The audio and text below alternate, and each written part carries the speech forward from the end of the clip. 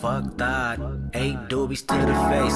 Fuck that. 12 bottles in the case, nigga. Fuck that. 2 pills and a half weight, nigga. Fuck that. Got a high tolerance when your age don't exist. Man, that's where my nigga tripping off that shit again.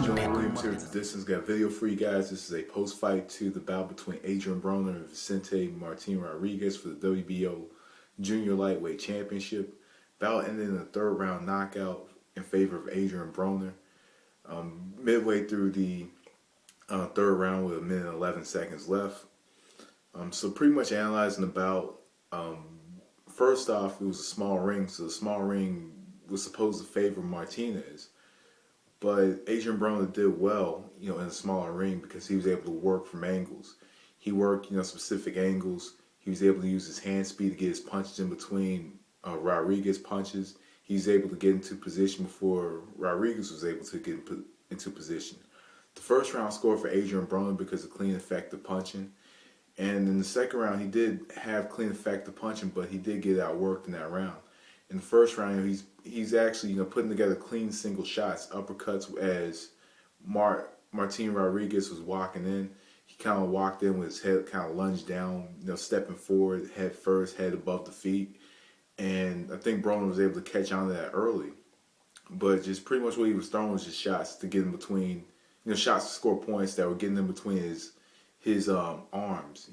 His like he had like a left hook that would go in between his arms, or at tight, stiff jab would go in between his arms. So he was able to move and get himself out of position and make Rodriguez kind of try to work into a position where he had to do a lot more to try to cut off the ring.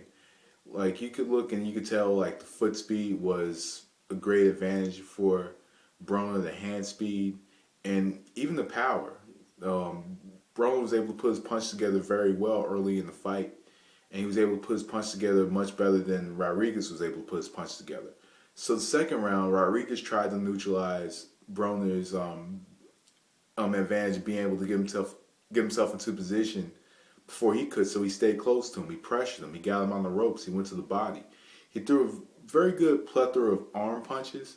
And as he's throwing that huge plethora of arm punches, he wasn't really landing all too much, but he was able to outwork Broner and get him on the ropes and go to the body. Occasionally, I think he landed a couple big right hands as Broner lunged back. And in the first round, he did catch Broner lunging back and timed him well, as he lunged back and hit him with like that 1-2 combination that wasn't too significant and even hurting Broner. But Rodriguez began throwing arm punches, and as he began throwing arm punches, Broner was still able to counter him a few times, hit him with an uppercut and stiff jab in between his arms again, in between his gloves. But that was just a round where Martin Rodriguez pretty much outworked Broner. Third round, Rodriguez began to try to swarm Broner again. He began trying to swarm him again, and as he tried to swarm him again, the referee broke it up, and Broner hit him with a well-timed right uppercut, which hurt him, and it led to a combination that just put him down to the canvas and knocked him out, stopped him.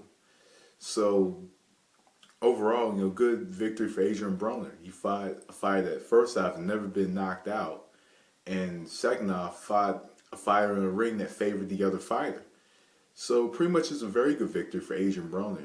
Being able to capitalize, on the fighter in front of him's mistake, because one mistake that Rodriguez was making was just kind of coming forward with his head like above the feet and kind of slumped down, and had many defensive liabilities to where Broner was just a counter punch away from just knocking him out anyway.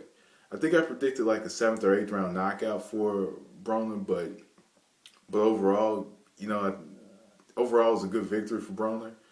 And, who knows who he's going to fight in the next fight, but looking at 78 Fight News video today, he made a video like this morning, I believe, either this morning or yesterday, and he was talking about Broner.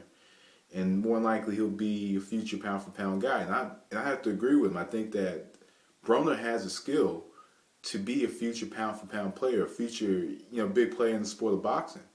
I think if he can get himself some high-quality victories and get himself into some high-profile matchups, I think in the future he will be a pound-for-pound fighter, pound-for-pound, pound for pound, top pound for pound in the sport, possibly.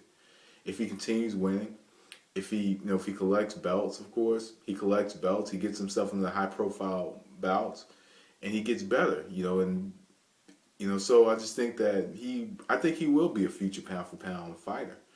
In pound for pound, he has actually very good solo skill right now. The way he can roll his shoulder, he has good technique. He's good. He's athletic. He can get himself into a position where he lands before his opponents. Puts together really good combinations and seems to be very accurate with his punches. So anyway, that's all I have to say. That was The Distance. Thanks for watching. Peace. Unlock your locks and keep your keys. The Pac in me got me thinking deeply. I got to shock MCs with my philosophies, cause I think very deeply. Where I come from, where you sweat your pen up, young gun representative from the epicenter.